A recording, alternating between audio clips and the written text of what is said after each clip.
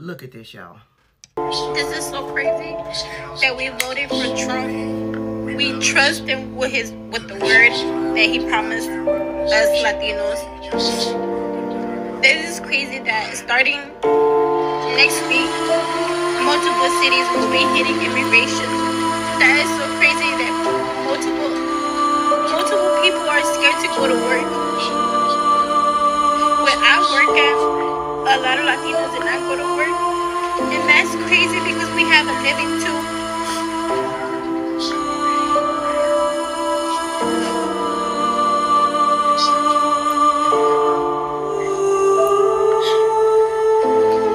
I hate that I voted for him. Now I'm so scared for my family and your family. Y'all, we need to come together and do something. She followed up with this picture post of her looking distraught.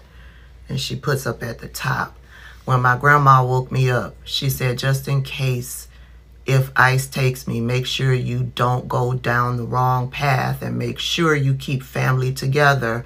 And my grandpa texted me saying, if ICE shows up at my work, take care of your family and don't go the path I took, mija. Los amo a todos. Los amos a todos means I love you all. I know she wasn't talking to the black community when she said that we have to unite. She's talking to the Hispanic community because they do need to unite. Black people tried to tell them before the election. So I know they can't be talking. She can't be talking to black people. This is what we mean when we say that you vote against your own interests. I don't know what it is that you heard that made you think voting for Donald Trump was going to make you safe, because what I heard all throughout the campaign season, I heard Donald Trump repeatedly saying that there will be mass deportations and they will be bloody. And then towards the end of the campaign season, he and Stephen Miller kicked it up a notch and said that the mass deportations would include overturning birthright citizenship.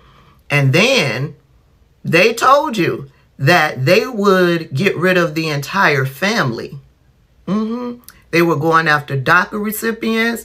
They told you this before you went into the voting booth to vote against your interest and your family's interest. When you went into the voting booth and voted for Donald Trump, you voted for him to deport your family.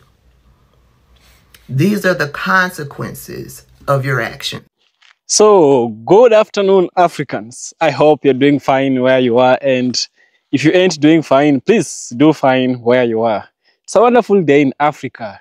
And let's go to the United States of America, a place where it doesn't really hold a good history. It doesn't really hold a good reputation with many black people. You understand? Well, USA just had its own election where we saw Donald Trump get his second term, you know. Donald Trump got his second term, even though there were chances that he wouldn't get the position. People have called Donald Trump many names. He's been called a racist. He's been called a misogynist. He's been called someone who is not there to help other communities, a protective person, protective person. You know, he is the one who came up with, you know, implementing the border policy where United States built very high walls, you know, to separate the immigrants from getting into the United States of America. Yeah. And some of these immigrants are Latinas. We have the Hispanics who are majorly Latinas. We have the Chinese who also found route of going through Guatemala, going through Ecuador, and then finding a route to the United States of America. So Donald Trump put a block to this. But there's one thing which is impressing me. One thing. You know, I once had this Black American friend of mine, and he told me that Trump, during the time of Trump, he made a lot of money. You know, Trump made him realize his full potential in earning cash. Yeah, this gentleman was able to make high profits, and he was a black American. You understand? And so Trump might have been a bad person to other people, but to other people, he might have been good. You know, people have called him names, people have called him this and that, racist, which is the major thing here. But, you know, if we try and look at things from his own perspective, we try and see a man who is trying to protect his countries. You know, we had black Americans vote for this Donald Trump because of his policies. We had the Latinas, who are the major topic of this video. The Latinas voted for Trump, yeah? And now something else is happening. Some of these Latinas are not getting what they paid for. You know, they say money is what you pay and value is what you get. And do you think the Latinas are getting value for their money because they paid a price? Do you think they're getting value for their money because they are really complaining about Trump's policies?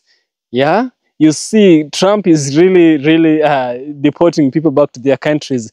Some countries have cooperated, some countries have refused to cooperate. Now, without moving further and having further discussions, I want us to dive into this video, listen to some of these Latinas as they complain about Trump, and then I shall get back where we shall also have a deep, critical analysis.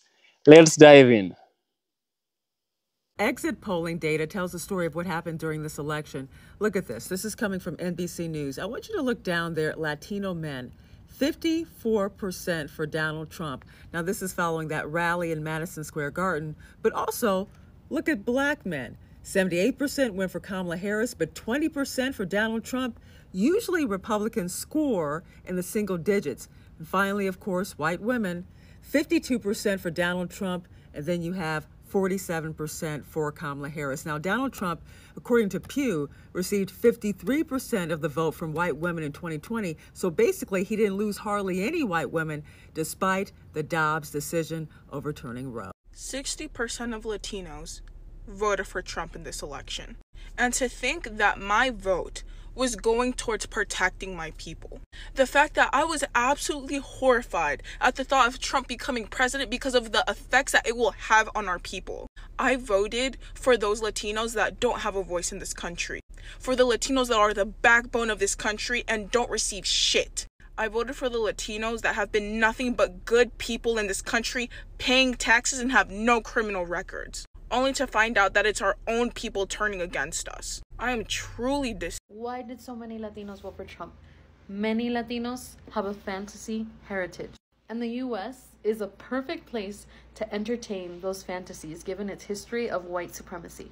Fantasy heritage is a term coined by Dr. Frank Perez at University of Texas, El Paso. And as Paula Ramos writes in her book, it's the idea that when the situation calls for it, many Latinos can prioritize their whiteness and erase the specificity of their indigeneity. Proximity to whiteness leads to the erasure of indigeneity. This is one of my favorite quotes. The delusions of fantasy heritage can easily morph any semblance of indigeneity and darkness into whiteness, thus turning Latinos into the ultimate conquistador. It is much easier to embrace fantasy heritage than to deal with the complicated, violent, and messy past that we have with race. So just like Don Quixote, we believe we're a noble conquistador instead of someone fighting our own mind. Let me tell you something they don't want you to hear. As a Hispanic American, I was supposed to stay in line, believe the narrative, and believe that the Democratic Party had all the answers. But guess what? I'm no longer complying, and here's why. For too long, they told us that we were victims, that we need to rely on them, and that the system was built to keep us oppressed. They want us to believe that our future, our cultures, and our families depend on them. But my eyes are wide open now. I'm standing up for my rights, my children's future, and the real values that protect our community. As a Hispanic American, I'm choosing to stand up for opportunity, for family, and right of freedom. Not for empty promises. I'm no longer sitting quietly, letting them decide what's best for my people. We have been strong for generations, building this country right alongside everyone else. Now it's time we stand up and choose what's actually right for us. This election, we have the opportunity to completely rewrite the narrative. If you, like me, grew up in a democratic liberal household and have opened your eyes to what the deep state is trying to do to us, and to all Americans that are hardworking, then I consider you do some heavy research before this election. Because if I had complied with the narrative that they wanted for me as a 15-year-old pregnant teenager, female Hispanic who grew up in not the best part of town, Me and my kids would be living off the government right now. And well, the government has nothing to offer anyone.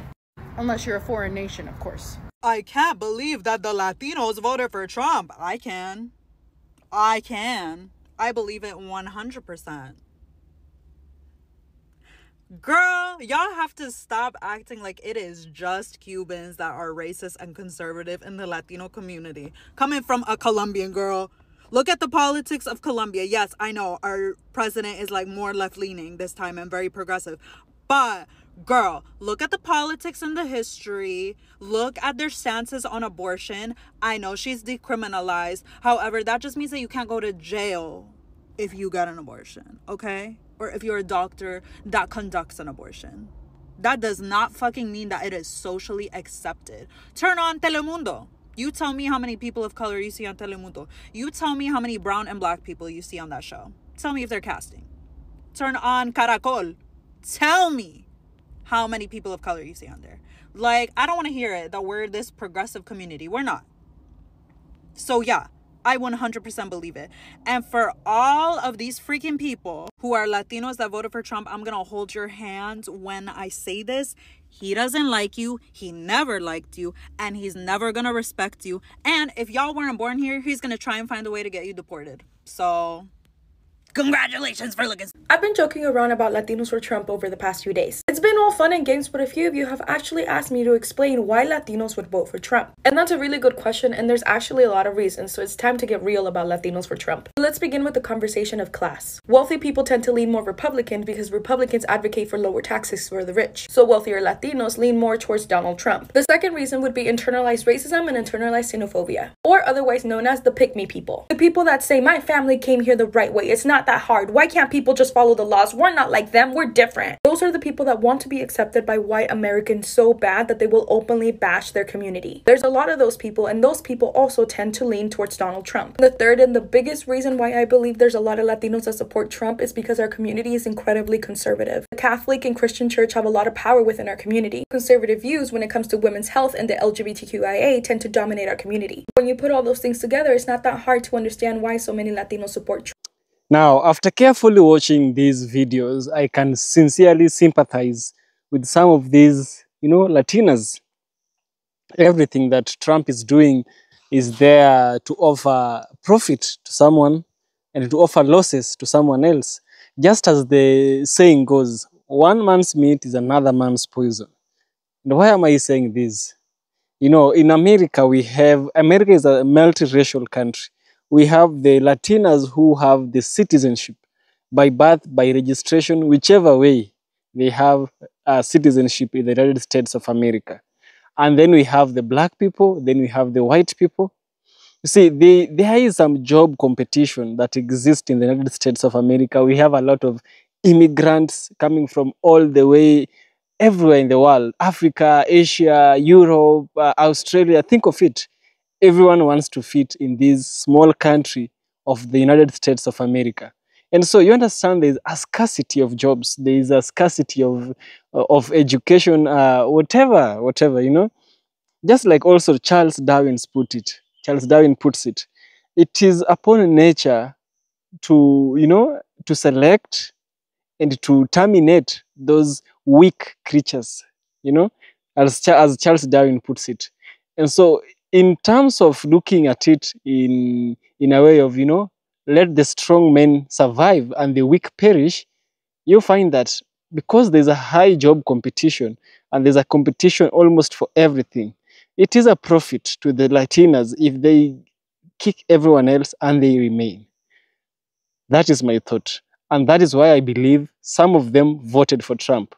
Also, Trump promised a lot of things that would happen in favor of the Latinas and in favor of the United States of America. But the problem comes in when we as the citizens of any other country, I mean Kenya, Africa, yeah, but these people are still the same. They're politicians. Never ever put your faith on a politician. It's like putting all your eggs in one bucket. They'll crash and you'll go hungry. Politicians are just people who are there to sell you propaganda.